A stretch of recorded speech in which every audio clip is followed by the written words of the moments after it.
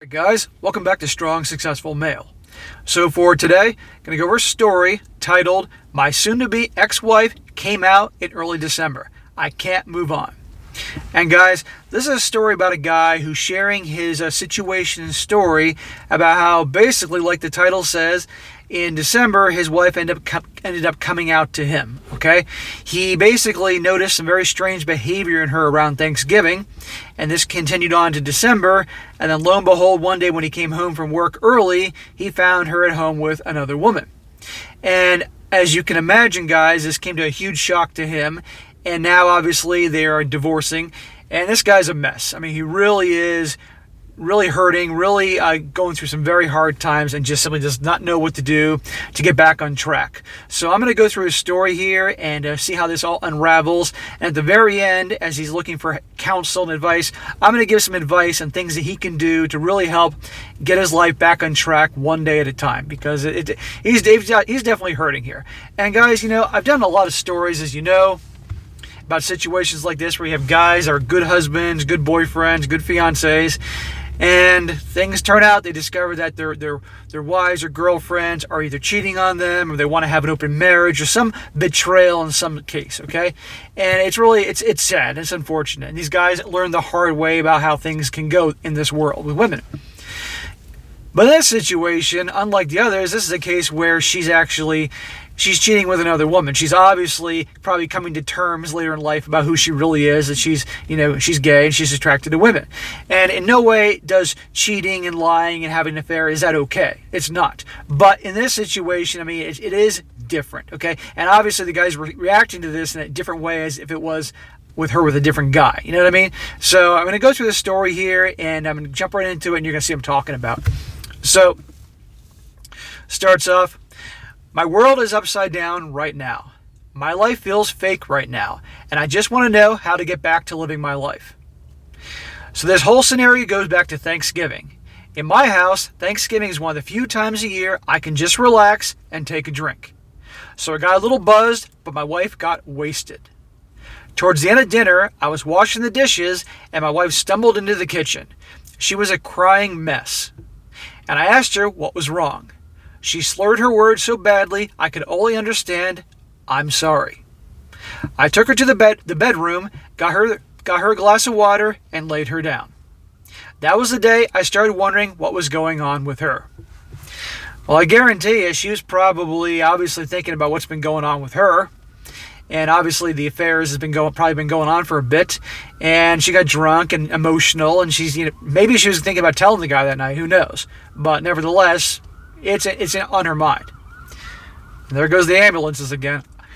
Oftentimes I do video, guys, before I'm about to go to the gym and lift weights, and it's right near the hospital, so there's always an ambulance going by. It's crazy to realize that so many people get injured here in my town. Anyhow, so it goes on. Then around early December, I went home early because of a bad fall I had at work. I showed up and I was caught off guard by the presence of another car in my driveway. This wasn't a familiar car either. It was a 2003 Dodge Durango, which I hadn't seen since one of my buddies crashed his back in 2005 at a house party. So he sees this big truck and he's thinking, oh, there's some other dude here at the house. She's cheating. Now I know what's going on. Well, it's not a dude. Anyway, I went through the front door and my wife was sitting on the couch with a glass of wine in hand, and when I walked in, she gave me a giant hug. I asked about the car in the driveway, and she said it was a girlfriend. I asked, where is this girlfriend? Where this girlfriend was, and she said she was taking a shower because she had spilled wine on herself. I didn't buy this story. Yeah, I don't buy the story either.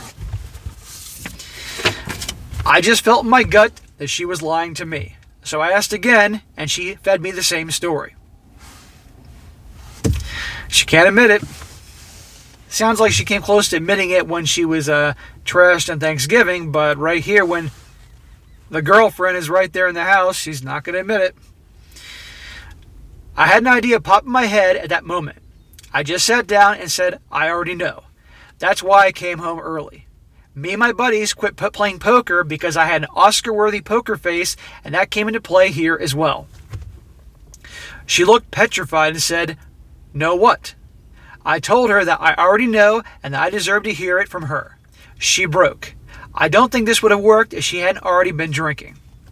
She started apologizing and told me that she wasn't being her whole self and she needed to open up and be honest with herself. On cue, the woman she had been seeing walked out of the bathroom.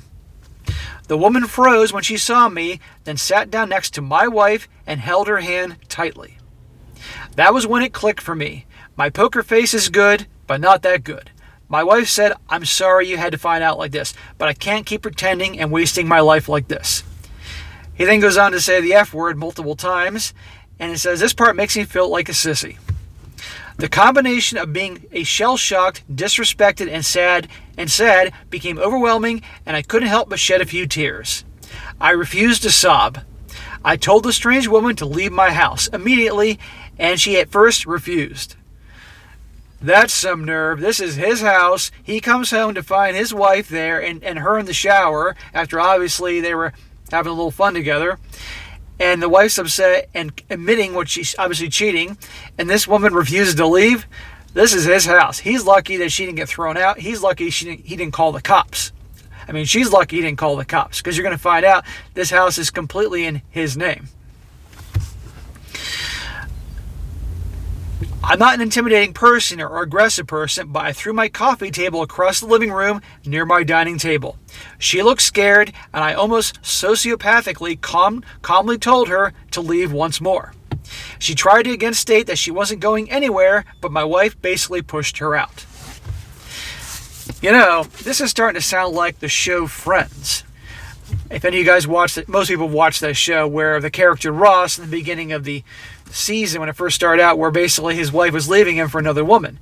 You know, this sounds a lot like that. And the woman that was obviously Ross's wife was leaving was obviously the stronger woman and very protective of her.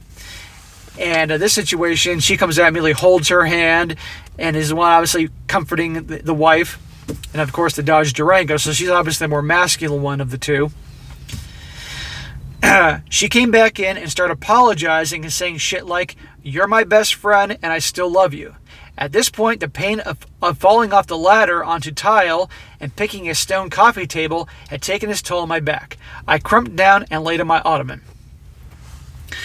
Well, of course, I mean, she's caught and she's emotional, upset, and "you're my best friend, I still love you." And unlike other situations where the women are sleeping with other dudes and they say the same crap, this could be one situation, maybe, just maybe, there is truth to this. That she does obviously care about the guy, but obviously she's coming out and she's obviously attracted to women. It's a big mess.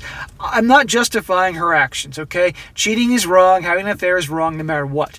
I mean, if she obviously came to the guy and told him, you know, over a quiet dinner or something, but, you know, if he found out by not, if he found this out from her, not by coming home and finding the other girl there and all that, and obviously knowing what was really going on, then it would have been a little different, you know, but it's a big mess here. But, you know, I feel bad for this guy. It's a tough situation, and again, it's a lot like the damn show Friends. He says, "My wife came over to comfort me, but I flipped out when she touched me, and she went to the bedroom. I slept right there on the ottoman. The rest of December was horrible. I really messed up my back and had to go to the doctor. I was given some rather strong painkillers and a cane. The painkiller side effects were drowsiness, so I was tired most of the time. I couldn't work because of my back, so I spent the month crying about the death of my marriage and my severe back pain. As well as watching Stargate SG-1, I didn't eat much. I had some crackers every once in a while, but I lost almost 13 pounds in 2 weeks." Damn.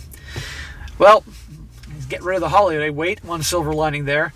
A lot of people, when they get depressed, they end up pigging out and eating and all that. Other people just can't eat. "My wife stayed at her girlfriend's house for most of December, but she came over for Christmas. She and the girlfriend came over. When my wife saw my dirty clothes, caveman beard, and my swollen eyes, she cried a little." Obviously, you know, like I said before, this is a tough situation. She obviously cares about the dude, but obviously you can't excuse the cheating and all that. But that's good that she obviously came over to see how he was doing. That shows that she cares. I mean, again, doesn't justify things, but it shows she cares. But I sure as hell wouldn't want that girlfriend in the house. Tell her to stay on the freaking in her Dodge Durango. "They sat me down and said that my wife was moving on, but that she still loves me as a best friend. She wants me to accept her relationship and stay involved in her life. I found strength for the first time in weeks and told her that I was done with her.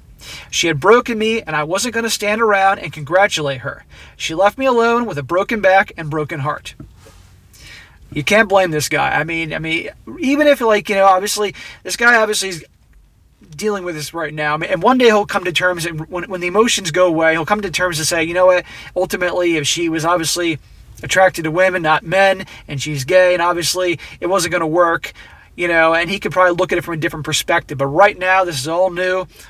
He's not going to want anything to do with her. And even in the future, he may not want anything to do with her. And she has to accept that. She really does. She can't have the cake and eat it too. It's not going to work that way, regardless if it's with another woman or, compared to another guy. If it was her with another guy, all bets are off. But this guy's processing and dealing with all this, and obviously he loved her very much, so his life in his mind right now he's feeling is over. So you can't blame the guy at all for saying, out of here. Goes on, the girlfriend tried to talk, but I called her a homewrecker. She got rather upset and told her she wasn't welcome in the house. My wife tried to speak, but I cut her off and told her that the homewrecker needs to leave before we discuss any further. The homewrecker left and we talked. I told her that the divorce was coming and that she could take almost nothing from me. I inherited my house well before we got together, and both my cars were gifted to me by my uncle around the same time I got my house. She looked a bit disappointed, and I told her that this was the last time we'd speak in person. All communication will be through my attorney from now on. She begged to keep in touch, but I told her the truth on how I feel. Hey, she has to accept this. Maybe the guy would be handling this a little different if, again, he didn't come home to seeing all this. If she sat him down and told him and nothing was going on, but obviously she's realized who she really is and all that, maybe it would be a little different. But the fact that he came home and saw her, the girlfriend was there and taking the shower, and obviously she wouldn't even admit then he had to pry it out of her, that changed everything, because obviously all the lying and what was going on and the affair, because who knows how long that had been going on, But she's going to have to accept that, and you can't blame the guy in any way. And fortunately for him, the house is in his name and the cars are in his name. I don't know how that's going to work out. Okay, I'm not a lawyer, and obviously it depends on what state he lives in, but hopefully for him, because he didn't do anything wrong, he gets to keep these things. I told her that I had thought about ending my life at least 10 times a day. I told her that she meant more to me than anything else in the world, but she betrayed me. I told her talking to me made me physically sick and felt literal pain. Ending your life is not the right decision, okay? I know a lot of people feel that way, especially when they feel like all hope is gone and that the person they truly loved betrayed them. But believe me, there's plenty of life living, guys. And you guys ever, if you're watching this and you've ever experienced this, you've moved on, you know this, okay? And if anybody's watching this right now and maybe going through something similar, do not end it all for somebody else. Do not let them do that to you, okay? You can move on. You can pick up your pieces and start over and have an even better life now that person that ruined you is out of the picture. Don't do it. The feelings are understandable, but you don't want to end it. He goes on, she understood that. So that's where I've been. I think about her all the time now. New Year's sucked. I stayed away from alcohol during this period, mostly because it's dangerous when using alongside my painkillers. Speaking of the painkillers, I should be rid of them soon. Those painkillers are horrible, and I really want to go back to work and do something other than sleep and vomit. This has gotten long. I'm sorry, guys. This was kind of therapeutic for me in a way. Just letting the words really flow helped me. Has anyone been through something similar? Do you know how to stop thinking about your former partner? Please, I'll accept any advice. Okay, so in terms of the advice, what I would say to this guy is that, no, I've never been through this, but sure, some guys may have. So you guys, if anybody's been through this, comment below. You can help this guy in case he sees this video. But my advice would be, because I've had breakups in my life, and you got to take it one day at a time. It's as simple as that. Okay? In this situation, he definitely needs to, if he can, get off the painkillers, and hopefully his back is getting better, and get back to work so he can start getting out of the house, because being home alone with obviously all those memories of her is not going to make the situation better. Okay, he needs to get back to work if he can. He needs to get off the alcohol. That is not going to make the situation better. Get all the alcohol out of the house. If he's done the painkillers, obviously get rid of those too, and get back to work and really start getting his life back on track one day at a time. Okay, a lot of people think about how am I going to get through this and blah blah blah. Just one day. Your mission is to get through that day. The second you get up in the morning and obviously feeling like crap, because I know what it's like to wake up in the morning during bad, hard times and not being able to, you don't want to get out of bed. You're there curled up and you feel like crap. You got to get out of bed. You got to do your job, go to work, take care of business, get up and get through that day. That's your mission. And eventually when you get used to getting through that day, then get used to getting through the week and then the month and so forth. But in the process of doing that, this guy needs to get out and start doing things, obviously, that he enjoys. If he mentioned he used to play poker with his buddies, go back to playing poker. Even if he was great at playing poker and they didn't want to play with him anymore, get back to hanging out with his friends, being social. A lot of guys, when they get married, they tend to stop hanging out with their friends as much or at all. They stop doing a lot of the hobbies and interests they used to enjoy before her. Get back to doing that. Okay, he doesn't say that he stopped doing that, but I'm going to guess statistically he probably was. Get back to hanging out with his friends, make it a regular thing. Get back to doing his hobbies and interests, whatever he enjoys that makes him happy.